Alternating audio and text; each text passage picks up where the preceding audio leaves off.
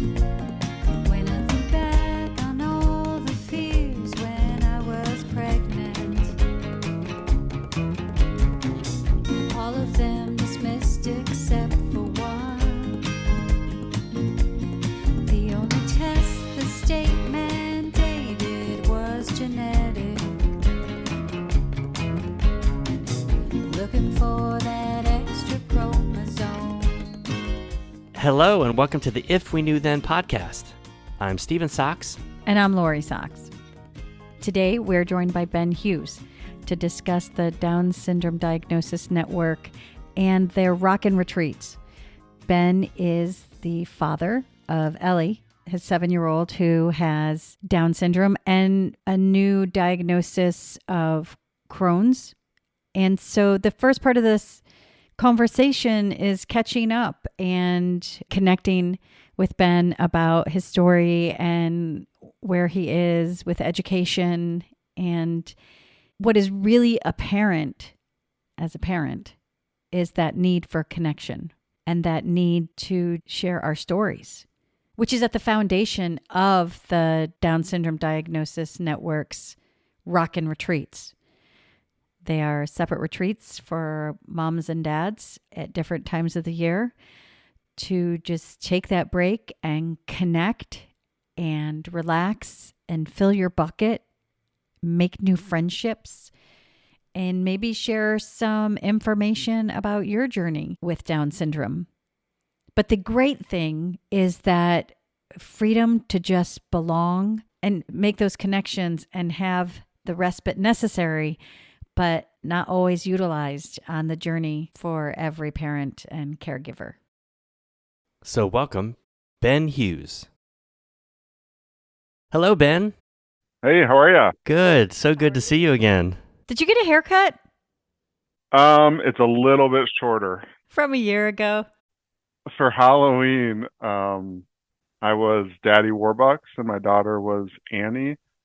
So in order to do that, I had to completely shave my head, and I shaved down to like bick my head and a mustache. Wow. Wow, that's a good dad. That's dedication. You just didn't do like a bald cap or something. Yeah, go big or go home. That's right. It's so good to see you again. We had such a great conversation with you. I guess we're like almost a year ago. I think when we talked to you last, it was right around when the Rockin Retreats were happening.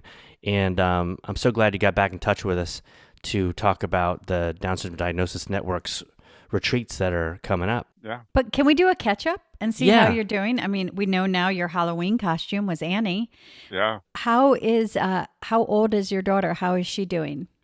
Yeah. So Ellie is 7. She turns 8 here in June. So she's doing well. We've had some, I guess we'll call them developments, but so she's got some additional GI issues. She has an official Crohn's diagnosis now. So she recently started infusions for those, which has been challenging. But besides that, she's doing great. She's in kindergarten. She loves school. We're dealing with some school things, as all parents do, but for the most part, she's doing really, really well, keeping us on our toes. I remember you talking about GI issues last year. What got you down the avenue of finally getting some kind of diagnosis? You obviously didn't know exactly what it was. Why did they decide to test for Crohn's? What was that process like? So she was diagnosed with Hirschsprung's disease at birth, right? So Hirschsprung's disease is a colon issue. Basically, she has a hard time going to the bathroom. And then she's kind of always had struggles with control, struggles with, like waking up in the middle of the night, having episodes where she's throwing up, kind of feeling like she would start shaking, just would have a really hard time, and then would have a big bowel movement and would feel much better. So we started seeing a GI specialist probably 2.5 years ago or so, and it was kind of always going down that road of perhaps she has Crohn's. He didn't think she did because he jinxed us by saying out loud, the likelihood of her having another chronic condition is very, very small. And so we did upper scope colonoscopy. We've had a couple of those just to start to try to weed out what it might be. there's always a suspicion of Crohn's. She's had a lot of she had a lot of bleeding ulcers in her stomach and upper intestine, but then her lower intestine looked fine. So where the Crohn's was more up top, I guess is the best way to put it. And we were doing a budesonide slurry daily at night that like, basically coats the inside of her stomach and intestines to try to help to heal some of those things in the effort to see if that would help with her Crohn's. Turns out it was not, and so now we're going this route of the more intense infusion with Remicade and just kind of seeing what that does. So that's new as of January of this year. So we're still very early in figuring out what that all means. But one of the other side effects that we were noticing was she was starting to have a lot of behavioral issues at school, becoming very aggressive, and it was just so out of character for her, because she's typically a very gentle, loving soul. I mean, she can be very opinionated and stubborn for sure, but the aggressiveness was something that was different and that we hadn't seen, that the school hadn't seen. So we kind of went through that, and then it just the GI doctor was like, "Yep, I guess it is Crohn's." Like he was surprised. We were kind of like, "Oh, that's Ellie. That's." What is Crohn's? So Crohn's is an inflammatory bowel disease. Basically, a lot of discomfort, a lot of challenges with being regular and keeping down food, I guess, or like not digesting the food as much. So there's a lot of absorption issues with her, where she'll eat, but she doesn't absorb all the nutrients and things like that because of the Crohn's. So it can manifest in a lot of different ways, but that's primarily how it's manifesting for her, is just like these ulcers and the difficulty with having bowel movements, things like that, how frequently they're happening, issues with control. It's just we deal with a lot of poop. We'll put it that way. Was there something like specifically challenging about the test to rule out Crohn's that made them not want to test for Crohn's? I don't know that the test is necessarily challenging, other than she would have to have a colonoscopy and an endoscopy, right, just to confirm, because she's nonverbal, so she can't vocalize what she's feeling. So we have to do a lot of guessing as far as what the actual ailments might be, right? Like, and she's very, very tough. So we don't know that she's not feeling well until she's really not feeling well. And then she's, we joke lovingly, right? Like with her, she's feeling fine, and then all of a sudden we're in the hospital, right? It's like, oh, there we go, and it's gone too far, and she's not been feeling well the whole time, but she's just been able to overcome it and deal with it. So I think the challenge of it was just that it was so invasive. Every time we'd have to sedate her, have the scopes. I think in 2023 we had at least 2 colonoscopies and endoscopies, and then 1 in 22 when we were initially starting to have those. So that'll probably be a regular occurrence for her, where we'll probably have a scope annually just to see where she's at. Well, you had talked about school, and I was wondering if what supports you were getting at school, because there's hours in the day you're not there, and she may need additional support with food and going to the restroom. And yeah, well, she's still in diapers, so she's not potty trained, so she has to have her diaper changed at school. So she gets support from the nurse there to help change her diaper and all that. She has an aide at school that works with her. We've trying to be as nice as I can about the school this year, because we've had a little bit of challenges this year compared to last year, but they will send back a communication log daily, just kind of letting us know what her temperament was, if she was misbehaving, what her diapers looked like, etc., just to try to make sure that we have good visibility into how the day went, which is challenging, to say the least. We get a lot of calls from them asking if this is normal, or has something changed, what have you. She's the first child with Down syndrome at this elementary school. Prior to her being at the elementary school, our school system's relatively big, so they had like a central school that was still inclusion, or an elementary school that was still focused on inclusion, but that's typically where all of the children with special needs went. And so they've tried to broaden the horizons there, which has been challenging for us and them, but we're making progress, which is the important part. Ben, I love you. And I think it's so, I think that when you're like, I'm trying to be nice about the school because there's challenges. I remember, I think when Liam was around that age, that was part of our conversation. I think when we finally got to the 5th grade, the question was, why do we protect these institutions that aren't doing what they're supposed to do? So that total spectrum from where you are to that transition is documented by this podcast too. Yeah. But I feel like that's a really great conversation because I can hear in your voice like an editor. I can hear that you're, what is that called when they do it to music, where it's like you're making it okay. You're trying to make it okay. And I feel like that's the voice that I know that when we were very early on with the school, that's the voice we had to even talk in order to, because we felt like we don't want to be a squeaky wheel. We want people to like us. We don't want to say anything. And one thing I learned from, kindergarten, 1st grade to 5th grade with the ultimate denial of Liam's civil right to an education was that the best thing that I could have done was, one, always document everything, but I don't have to protect people who are doing the wrong thing. Mm-hmm. And even if it's just like in my circle, like I mean, I think it's you find your way through it, but I think it's very, I think it does something to us as parents to be having things done to our children that we know are wrong, or having a fight and you look next door and that kid's not having that same fight. I guarantee that, what is she in kindergarten or 1st grade? Kindergarten.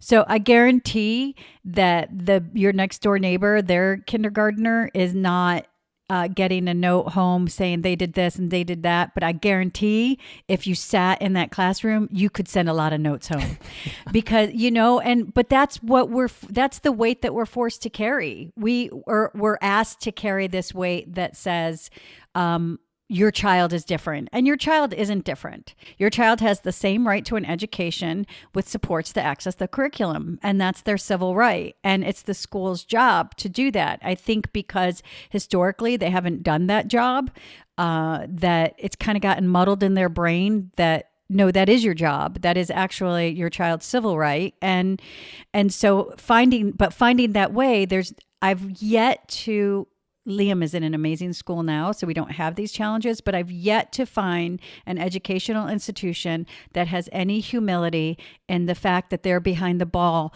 because of, in society, how they've educated individuals with Down syndrome. So they're like, if they would just admit, hey, this is the first student, so let's do this together, but we're going to do our very best and we're trying really hard, instead of having, you carry this extra burden like it's something extraordinary. What they need to be explaining is, why is your daughter the first child with Down syndrome in their school? That's really what they need to, that's the question that needs to be asked. And I would say, going into, I'm the worst because I'm not going to let you cover that it hurts, and I'm not going to let you cover that it's wrong. It did take us a few years to even mention Carpenter Community Charter, which is the school that Liam was for elementary school. It took us a couple years to actually say their name on this podcast, to call them out, and it's just, and it's not calling them out. It's just like, if somebody hit your car, right? You would take a picture of it and post it on Instagram and say, hey, this guy hit and run, well, it's like a hit and run from the school district. And there's a certain amount of accountability, and I feel like they may never be accountable, because we were told Carpenter Community Charter would never be accountable for Liam's denial of his education. They may never be accountable. They may choose not to be accountable, but I won't carry that burden. I won't. Right. I'm not going to protect it because it's wrong. And that's one thing in the education system that needs to change. Like, your daughter has Crohn's. There are other kids with, different challenges and health challenges. I guarantee they don't make those parents feel bad about it. Like, if they actually, as educators, they should know that, yes, if your daughter has something with her, her digestive system, that always expresses itself in behavior. And just so you know, your daughter's 7 in kindergarten. Our daughter got COVID in 2020, sat on the couch and was like, I just don't think I can go to yoga. And she had COVID and ended up with 103-degree temperature hours later. But that's just the nature of a child. So it's not like I think Liam does the same thing, where he's not going to bellyache. It'll come out in like different behaviors that I've had to just like really be like, okay, what's going on? You kind of tune into You know those what he things. does? He'll hug you a lot of and say, overly I love hug. you, Overly which hug. doesn't go with, kind of like, I'm sick. But we've learned that when Liam's like, I love you, can I hug you? I love you. Like really saying it, can I hug you? I'm like, do you have to go to the bathroom? Yes. Are you okay? Totally. Do you feel okay? Where does it hurt? And I start to do this thing. But I want to acknowledge with you that we've learned that because that's the same thing our daughter did, but I do think there is something about, individuals with Down syndrome having a higher threshold of pain, which can present a problem in those things. Yeah, but I kind of want to just put like take some of that weight off of you. Do you know what I mean? Like, I don't like to see you like carrying that burden of, I feel like the conversation you're having is you've been made to feel like your child's been kind of singled out. And I think that if your child has Crohn's and you have to go through those, that's enough. That's enough to carry. That's like for any parent whose child has Crohn's and to be able to find it. And that's why I asked about the doctor, because the first thing I want to know is that doctor listening to you? And is there, like respecting how you feel, or are they like doing that thing that people will do when it comes to individuals with Down syndrome and not giving them equal medical care? And that was why I questioned you like that, because it does happen to our kids where it gets just like brushed off and put to the side. And we can totally relate with what you're feeling and how you're saying right now. I mean, with the doctor, we certainly had to push too, right? Like he didn't want to believe that was what it was, right? And I think that's just, he's trying to rule out what's most probable. But we pushed and said, no, let's do it. Let's keep going because something's off.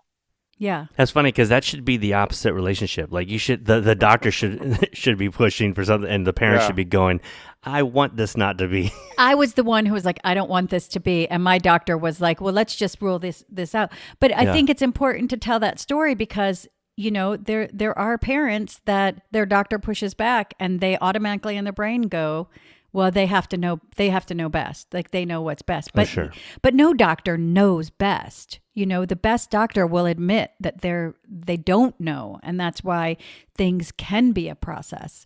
But I just wanted to and the struggles with school. I mean, even if it goes, which it can and probably does go even beyond behavior to education. It's a thread line in why we even created this podcast. It's something that if other parents know that this is kind of what everyone's going through, no one's alone here. Things need to change. I understand you're saying that the district has, this, which kind of rubbed me a little bit too. Me too. We both, what you said about the inclusive it's an inclusive school, but most of the kids with the IEP go there. That's not inclusive, but not inclusion. I understand what they're trying to do, in a slow motion scenario. But our educational system is archaic when it comes to relating to our children and to in a lot of aspects, all kids, right? And so it's a struggle. And you're experiencing a lot right now. You're carrying a lot, right? Yeah, and the health of your child. I mean, Crohn's is something that you can manage, but that your child's not.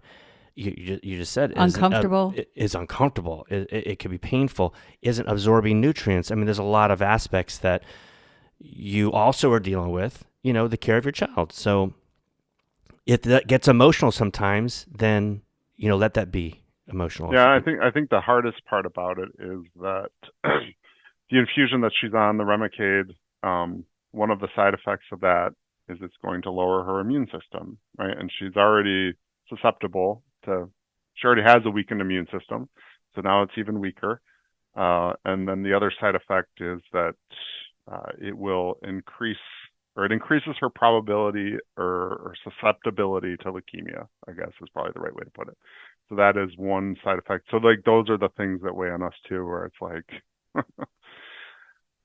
oh boy. Too bad there wasn't a cruise or something you could go on that would help you to like Or communicate retreat, a retreat to like bond with some people and have a little bit of respite. But no, I do. And we do have a lot of episodes about education, and, it does start very young that unfortunately, we are made to oftentimes fight for that equal education. I think that having communication, daily or weekly communication, that should work for you. But just like they're saying, these are the problems, they need to be communicating with you the things that your daughter is doing, what she's learning, and how they're supporting her. So instead of them just saying, oh, she did this, is there anything going on at home? What's going on at school that could also, like, is she receiving the support? Is she in a classroom where nobody's taking notes for her, so things are going ahead? Are there means that she can also express herself? Because as obviously, the expressive language does come a little bit later than the cognitive. And a lot of times what they'll say, they'll use the fact that the expressive language comes later, and they'll be like, well, she's not learning anything, but that's not true. But you can imagine, I always tell people, when you get that sore throat and you lose your voice and you're trying to talk to someone, and then finally you're just like so frustrated, you're like, forget it. I think that's how I related to my son when he would try to talk to people and his expressive language wasn't there. So I would also ask, as they're asking you these questions, they're with her, let's talk about what could be happening in the school day that would also result in these behaviors, and make that communication work for you. I honestly would always type when I'd get something that just, even if it's set right and I wanted to go, I did an email just so it's in writing. And if there was any other question, I printed out and put it into the office. Yeah. What we've had is we'll email and then they call us. Yeah. Oh, yeah. And then we send the email follow-up. Right. Yeah. Okay. That's what I was going to talked about. say. Yeah. Thank you for that phone call discussing this. This is what we understood from your phone call, because you're so smart. They a love lot the of call. parents take that phone call as, oh, they called us. There's nothing on the record about what they said. So if they call you, yes, Yep. you Very smart. summarize the phone call and send it back to them, so that and that's for this because you do it, but that's for the parents that are listening, is those phone calls, you need to document what's said to you and The best way to do that is what through you email. heard. Yeah. And through email. And if it's really, really important, or I want to make sure it's really time stamped, I print up a letter. I take it into the office and I get it time stamped, because that goes into they'll actually stamp it with the date and the time. So there's no saying I didn't get that email, which they do. I think what we're finding with the school as we investigate this more, right? Like, it's a bigger classroom. It's bigger than the classroom she was in last year, and it's a little bit loud and disruptive, and she doesn't handle that well. So she, initially when she started there, what we were hearing is, she bolts from the classroom all the time. She doesn't want to come back in. And then when we found out how loud, and then it's like, well, that's why, she needs, it's too much for her. There's too many stimuluses, too many, it's just a lot. And getting the school to catch up to that way of thinking has been challenging. But it takes persistence. I would say the classroom is loud and it's overwhelming, and we know that. So how about headphones to be used that will soften it? And it's not something that she has to wear always, but Liam benefits, my daughter benefits from them, in loud assemblies and things like that. And that's something that you can say, look. We also pushed Liam to the front of the class, and so a lot of the distractions were behind him. That kind of and that's too, something that should be part of your IEP. You see a lot of times children with IEPs, or especially a child with an aid, is put in the back of the class.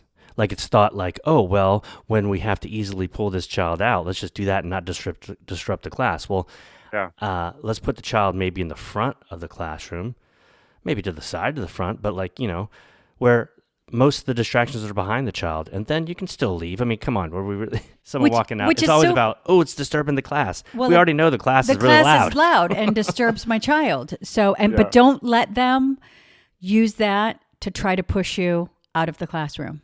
Yeah. Right? Yeah. There are supports, and that's what we always want to strive for. Is that sounds like a challenge. What do you normally do when it's over? And this is what we need to do to uphold to a right to an equal education.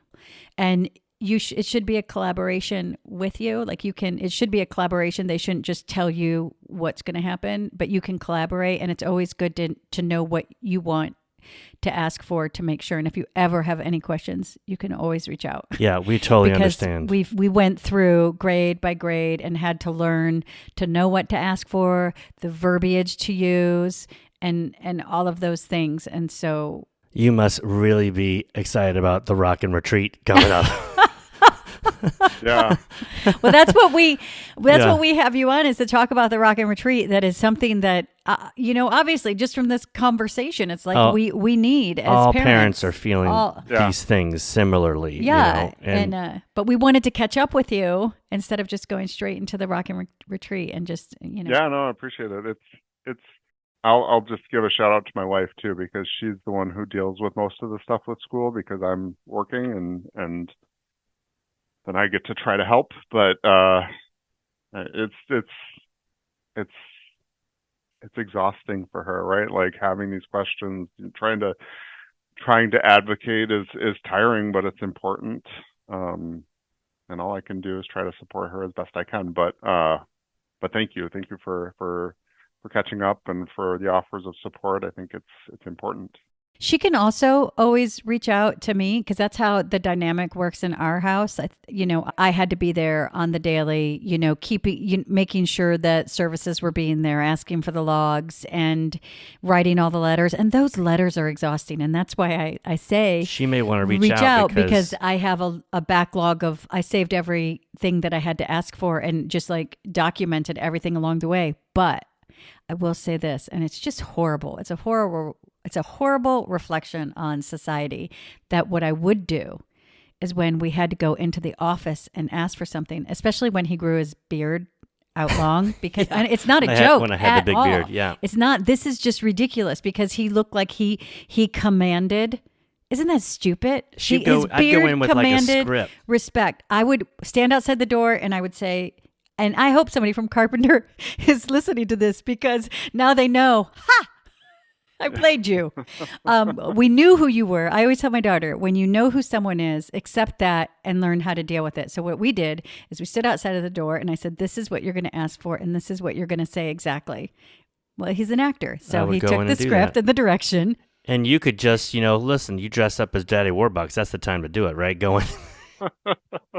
in there as billionaire Warbucks and tell them how it is. And that's but how it's we're sad that that's how society is. It is. But It's so true. When a dad's there, they listen more, which they shouldn't.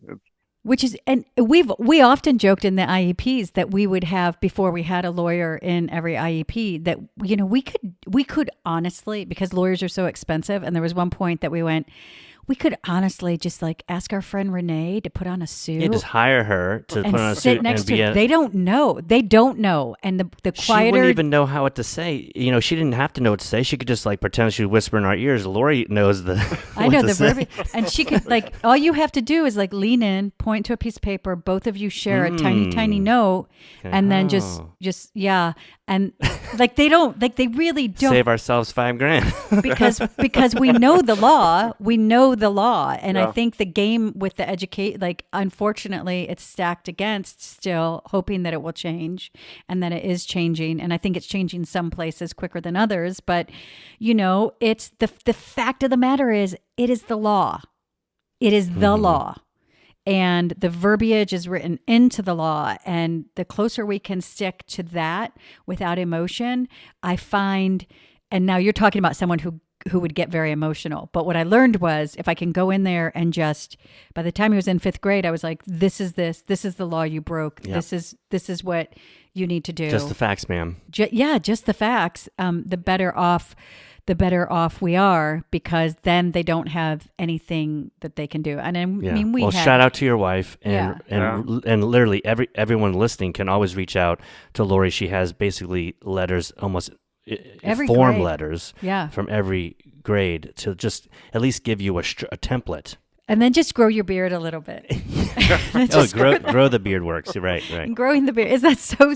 I think a system that can be broken by a beard is a system that really needs a lot of work. Yeah, So, right. So let's talk. Yeah, thank you for that update. Yeah. But were there any changes with the Down Syndrome Diagnosis Network this year, or how are you guys doing? So we're doing really well, continuing to grow.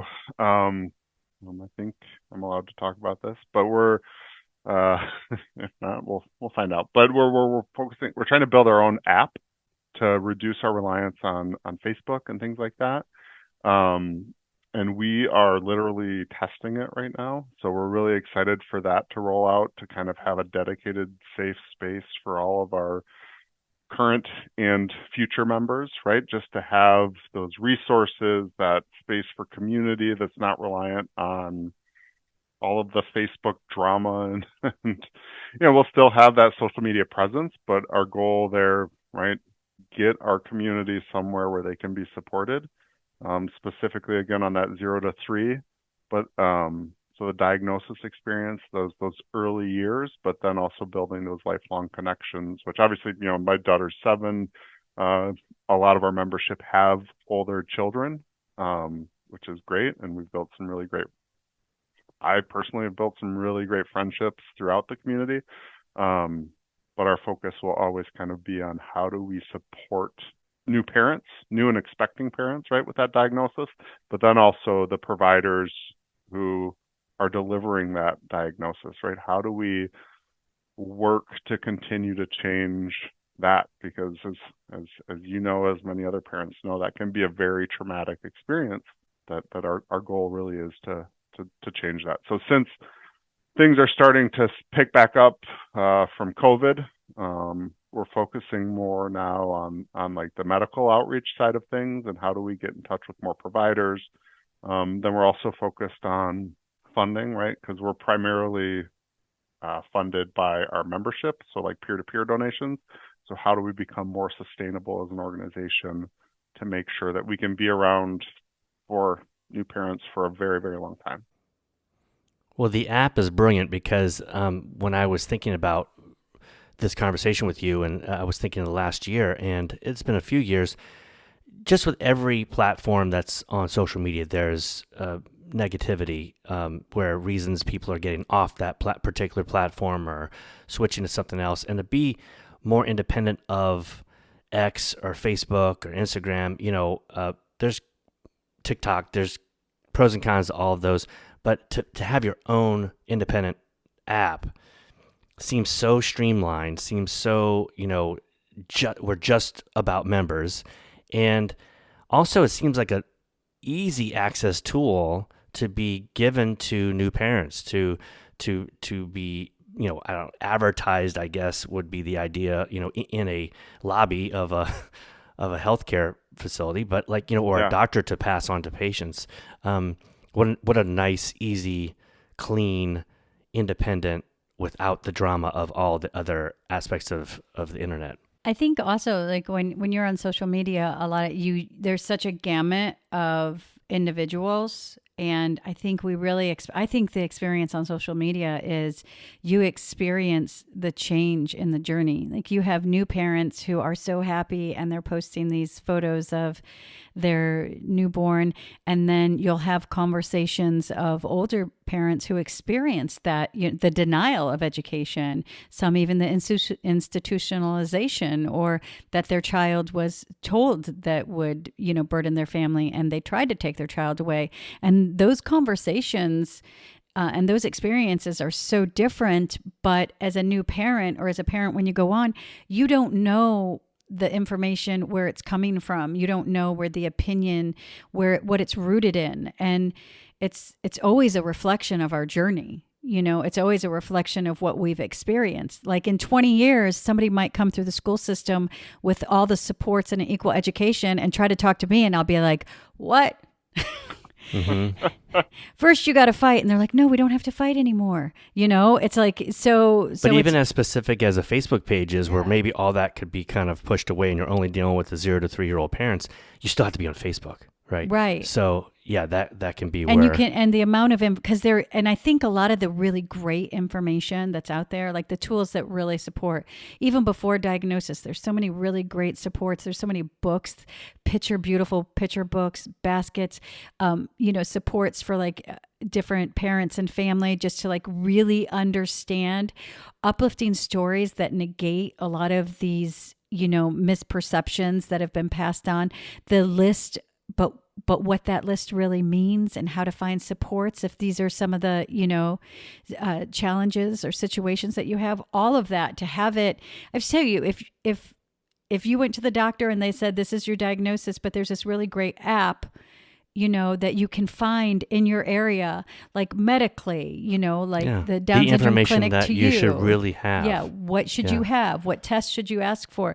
That would just be the information with the absence of, all the other influence. I think that's what we need too, because we're also processing and dealing with our own thoughts and our own perceptions, and fears and all of those things that are very, very real.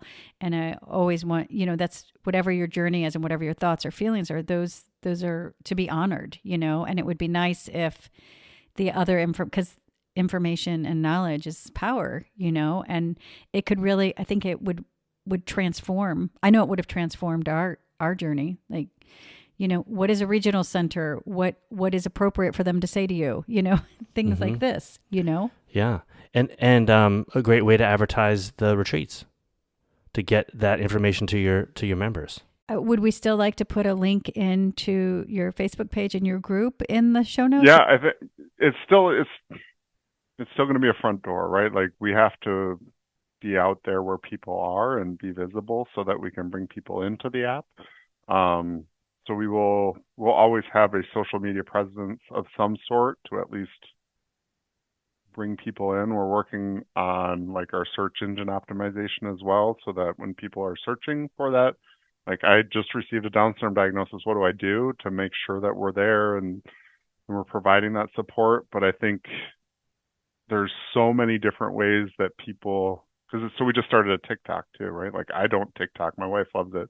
I know if I TikToked, I wouldn't be able to do anything else. I'd just be like, what is this mindless nonsense? Right. But we just started that, right? Like, so wherever people are, wherever we can get that word out to try to bring in and be that resource for people is important. So yes, absolutely. Oh, so you're not just Facebook. There's TikTok. Are you Instagram too? Twitter? We have Instagram as well. Okay.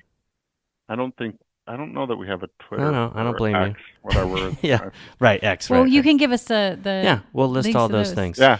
What do you do? Is your job because you sound very smart and technical? Professionally, I work for General Motors, and I've done customer experience, customer service, customer support forever. Currently, I do customer success for OnStar Business Solutions. So, like, my team that I manage works with fleets who buy GM vehicles and then use OnStar to do like the vehicle telematics to best manage their fleet, right? Like, so in a way, it's technical from that aspect, right? Because there's your car these days is basically a giant computer, right? And there's so much data that can be pulled from that computer to help you manage, like, when you need an oil change, what's wrong with your car. So, like, it's super valuable to people who drive for a living to know when they might experience downtime or when they might need to do maintenance, what have you, to make sure that the vehicle stays up and that they minimize that time off the road. So that's kind of what my team does. Well, it's technical, but it's also like people to people, too, customer Sounds like service. You're a direct perfect door. asset for DSDN, really. I mean, I think it's not like, as you're talking about, like with the car, I'm thinking like, oh, well, that just translates so perfectly into it does. I was just wondering, because when you were talking, your brain, my best friend's an engineer, and your conversations sounded like that same similar. side of the Yeah. brain. So I was just Yeah. curious. That was a personal, that had nothing to do My with dad was an engineer. I did not go the engineering route, but I'm sure there's a lot of that It's in there. in my DNA. Right. So when are the retreats? Yeah, so the Dad's Retreat is going to be July 12th and 13th. It's in Nashville this year. We're really excited to go to Nashville. We have a lot of fun things planned that I'll get into here in a minute. And then the Mom's Retreat is September 27th and 28th, and they are in Las Vegas. Well, right outside of Las Vegas, not on the Strip. They're at the JW Marriott Las Vegas Resort and Spa. Oh yeah, right. Really quick for people who didn't hear the first episode we had with you about the retreats, you want to talk a little bit about how they came about and what the retreats are? Yeah, so the retreats are essentially they're an opportunity for parents to have a respite weekend, right? The opportunity to have some time with fellow parents who get it. So we do a mom's and a dad's retreat, right? The mom's is for moms only. There's disclaimers on there, like this is parents only. Don't, arrange for childcare.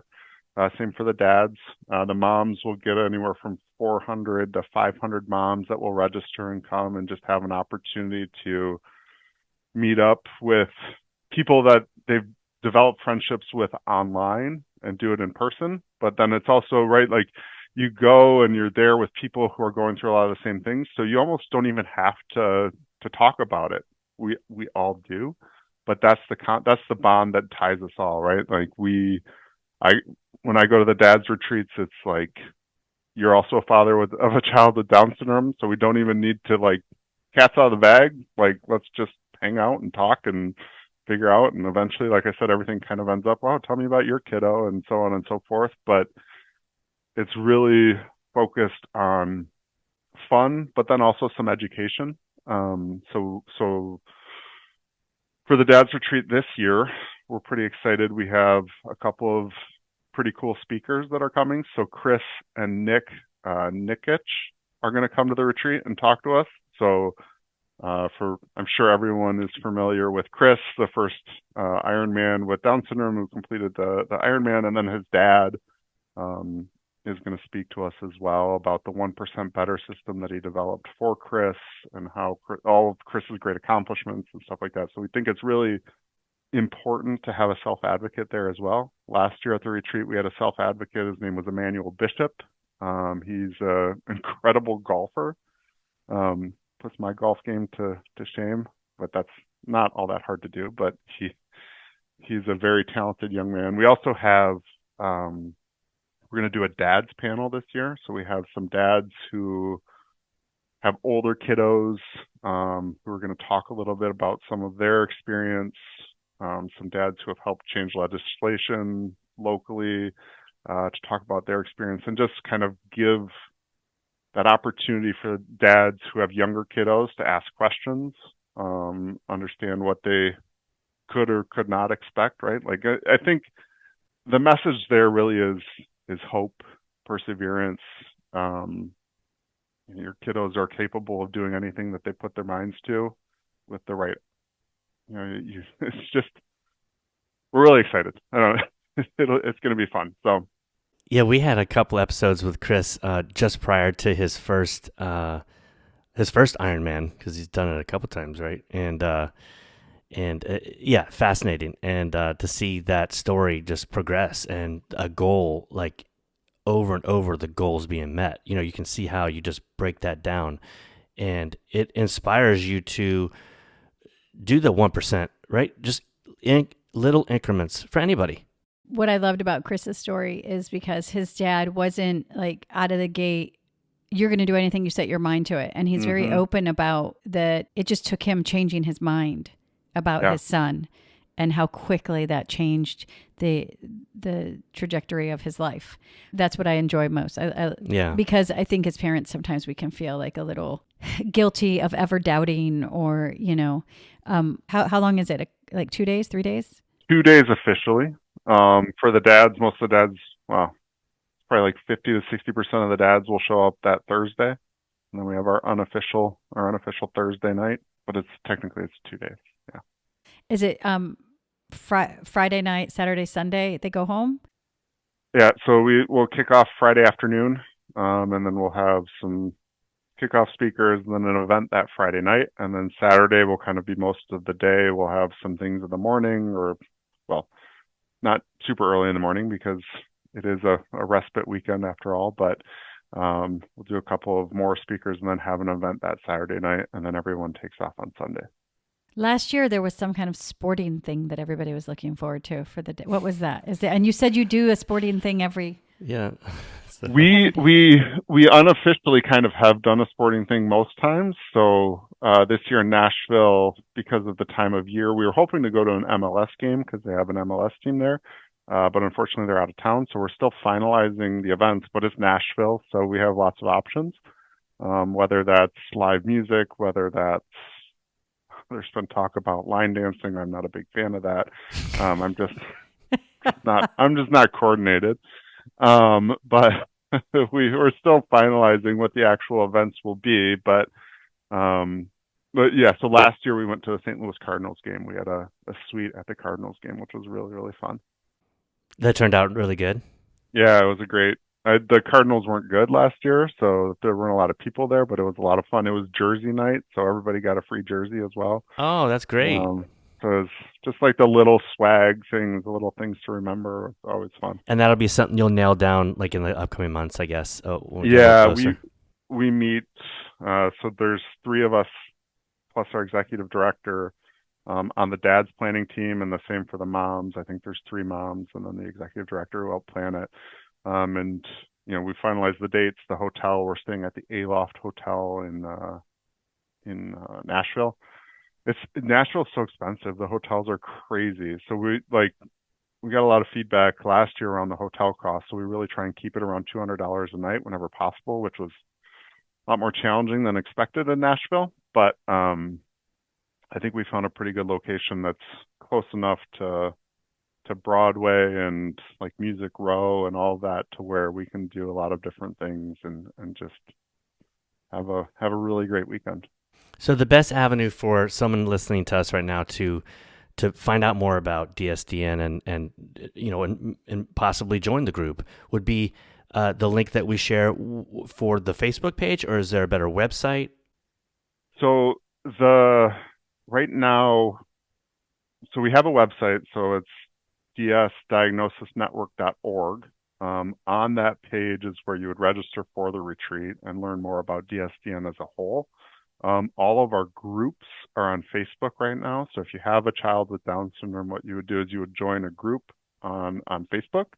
And we kind of group people by their birth years for moms, and then the dads, because there's fewer dads, although we're growing, are just all in one single dads group. But then the moms are segmented out by birth year.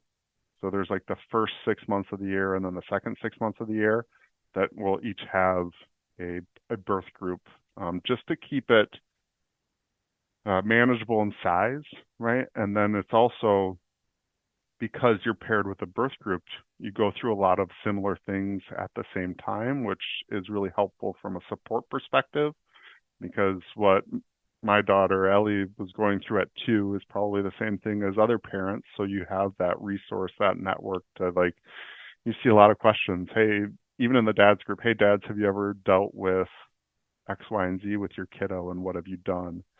And that's the really beautiful thing about the community, is like people just, they pile on support, right? Like, this worked for me, this worked for me, this didn't work, tried this.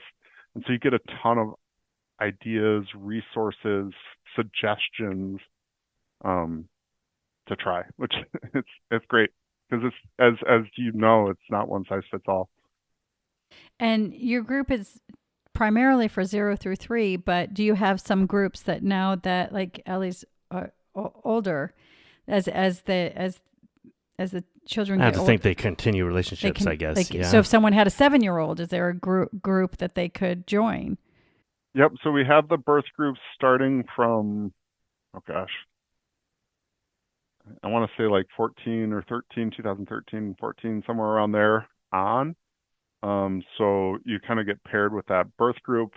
Anything before that, there's like a larger group. It's just smaller, right? Like as the kiddos get older, or if you join later, it's less likely that, or not less likely, but we see fewer people join later on in life.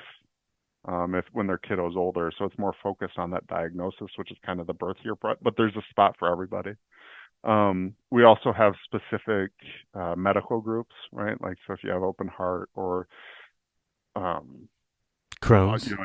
Crohn's, dual diagnosis, Hirschsprung's. So there's specific medical groups that you can join as well. And then there's also different like socioeconomic groups. Like if you're a single parent, if you're a divorced parent, there's a group for if you've experienced loss, which is unfortunate in our community but common. Black parents, Hispanic parents, all of those different things to try to make sure that everyone has a place and feels like they have a support system that can relate to them. That's beautiful. Those resources, yeah. You're inclusive and you create a sense of belonging, which is really. We try to, yeah. Yeah. You said the women's, you didn't really talk about the women's. You said that they were in just outside of Vegas this year. September 27th and 28th at the JW Marriott, Las Vegas. Since the moms are bigger, it's more focused on like a resort type setting, right? So there'll be massages. Last year they were at the JW San Antonio, the big lazy river. Just so their focus is more on the event on site with the dads because we're smaller. Our goal is about 60 dads this year. It's more about like being centrally located in a city so that we can go out and explore and do things around there versus having everything in one spot. Cost. What is the cost of the? Perfect. That was just about to go for. So the registration is $400 to register for the event, but that gets you all of the activities. There's the speakers, the events, the swag, what have you. All of that stuff is included in that cost. There's meals. So for the dads, there'd be a dinner Friday, breakfast Saturday. I think we're talking about doing lunch Saturday and dinner Saturday and then breakfast Sunday. And then, like I said, swag, we'll do our nights out, things like that is all included in that. But there is also the opportunity to fundraise. So if you start a fundraiser for DSDN, if you raise $500, that covers the cost of your registration. If you raise, oh gosh, I pulled it up because I couldn't remember all the details. But if you raise $1,500, you would get your registration plus a $400 Visa card to help with costs for travel, things like that. So there's different tiers that are outlined on the website as well of what you can fundraise for. We're doing something with the dads this year collectively, where if the dads, for every $5,000 that the dads raise specifically, we're raffling off a registration. So every $5,000, we're giving away a $400 registration. We've raised almost $25,000 so far. So we've been able to raffle off 4 registrations. Our goal is $50,000, so we're working to get there. But it's just a great opportunity for us to give back to other dads where perhaps the financial amount is a blocker to try to get more dads and everybody to have the opportunity. And you're saying you think that got the hotels down to about $200 a night? So for dads, the hotel cost is $199. You did it. We did it barely. Same. Looks like the moms is the same. It's $199 as Great. well. So. Well, every episode we ask our guests to supply a photo, for our thumbnail. If you have a photo of you as Daddy Warbucks, I'd love to put that as the thumbnail for this episode. I'll send that one. Yeah. We know the importance of self-care and mental health. Self-care is mental health. And so I think that, if you're listening and you can take that break, like really do that for yourself, because there's the whole, that story, your kids, and she should be reading in kindergarten, probably. I think it's first about filling your bucket. And, we need to have our bucket filled. And sometimes as parents, any parent, and I shouldn't even say sometimes, as parents, we tend to empty our bucket and we forget to fill it up. But we need to do that. And this is a really great opportunity. And it's a special opportunity because you do have your community with you. And I think that we don't know how important it is until we do it. And that's when I think we realized the importance of it, just to, even if you're, I'm going to tell you, okay, I have social anxiety. So I'm not a big social, I don't do well in big crowds. So you go in there and Just even if you talk to one person, I guarantee there's other people there that crowds are hard. We didn't do a lot of the groups. We didn't do any groups. We didn't do any groups with Liam because there was so much on our schedule already with all of the services and advocacy and everything that we're doing. And, what ultimately happened was when we left Carpenter Community Charter, the school that denied our sons education and civil right to an education, we had like 6 months to a year of decompression where we realized exactly what we'd been pushing through and what we'd been carrying the entire way, because we carried it and we kind of carried it alone. Like we didn't go anywhere to talk to another parent because we didn't want to, honestly, there aren't very many parents around and everybody's carrying the same, fight for education, advocacy for your child, all of these things we're all carrying. And sometimes it can feel like you want one moment out of your day where you're not talking about it, or if this person's having a great day, I don't want to talk about my fight for an education and how, I found out that none of my child's services were being rendered, the last 6 months. So this is an opportunity to have a little bit of freedom from any kind of self-judgment, because we're all in the same place. And if nothing else, there's some time to heal and breathe, because we don't get a breath all the time, do we? We don't take it. So thank you for doing this for the community. It's very special and it's very needed. Thank you, Ben. Yeah, well, I'd love to take all the credit, but it's not me. But yeah. Thank you, Ben, who did it single-handedly. Takes a village, and I think it's been so incredibly valuable just to me personally as well, like just the relationships I've forged. And I have dads across the US that I know I could reach out to if I needed to, right? Like you have that lifeline, you have those friendships, and it's one of those things where like I see these dads once a year, but you pick up right where you left off, and then you make new friends too. Like I think it's always daunting for a new dad who maybe doesn't know anybody to show up, but this group of dads does an incredible job of welcoming new people, making you feel valued. Like we always say, you get out of it what you put into it, right? Like if you come up there and you don't want to talk to anybody and you want to just fly solo, that's fine. If that's what you want to get out of the weekend, do that. That's great. But if you want to meet some new dads, share stories, hang out, make some friends, like you can have that too. It's entirely up to you as far as what you get out of it. We just try to provide the venue to allow it. Please follow us on Twitter at If We Knew Then Pod, and you can drop us a line on our Facebook page at If We Knew Then Pod, or visit our website, ifweknewthen.com, to send us an email with questions and comments. And you can join our mailing list there and get alerts of future podcast episodes. All these links will be added to this episode's show notes. Thank you again, and we look forward to you joining us on the next episode of If We Knew Then.